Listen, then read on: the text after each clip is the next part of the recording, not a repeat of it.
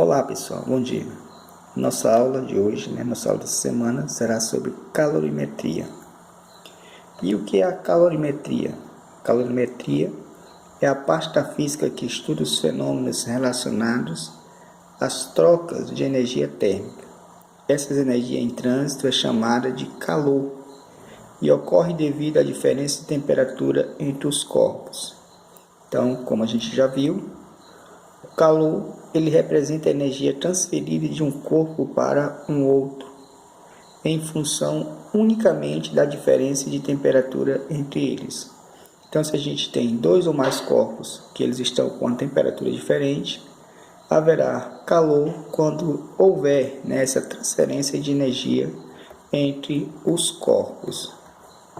Esse transporte de energia na forma de calor sempre ocorre do corpo de maior temperatura para o corpo de menor temperatura. Estando os corpos isolados termicamente do exterior, essa transferência irá ocorrer até atingir o equilíbrio térmico, que é temperaturas iguais. Então, se a gente tem dois corpos ou mais que eles estão em temperaturas diferentes, quando eles são colocados um em contato com o outro, eles vão trocar calor, irá passar energia de um para o outro, isso daquele que está com a maior temperatura para o que está com a menor, até que eles fiquem em equilíbrio térmico, fiquem com a mesma temperatura. Vale ainda ressaltar que um corpo não possui calor, ele possui energia interna. Portanto, só faz sentido falar em calor quando essa energia está sendo transmitida. Então, o calor é a transferência da energia de um corpo para o outro. A transferência de energia na forma de calor, quando produz no corpo uma mudança na sua temperatura, é chamada de calor sensível. Então, calor sensível é quando o corpo ele permanece no seu estado físico que ele já estava, mas vai haver uma mudança na temperatura. Então, a gente vai ter o calor sensível. E quando esse calor ele gera uma mudança no seu estado físico, quando o corpo passa de um estado para o outro, ou do sólido para o físico, ou do físico para o sólido, e assim por diante, quando há essa mudança de estado físico da matéria, a gente tem a presença do calor latente. Então, o calor latente quando há mudança de fase da matéria, e o calor sensível quando acontece apenas uma mudança na temperatura e o corpo ele permanece na mesma fase. A grandeza que define essa energia térmica em trânsito é chamada de quantidade de calor e é representada pela letra Q maiúscula.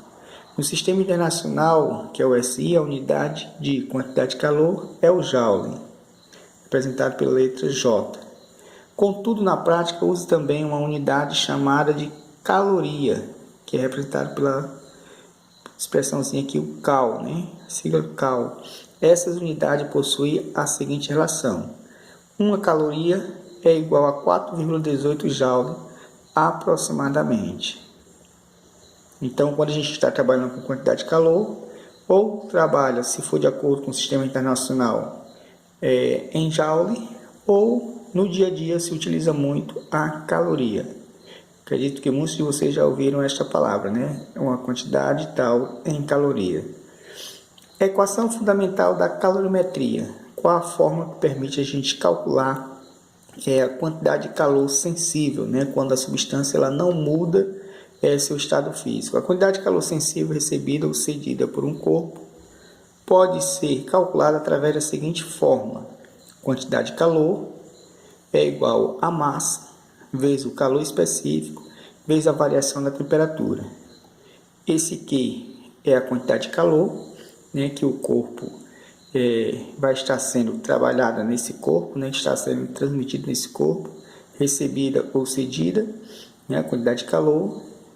Isso se ele não estiver mudando de fase.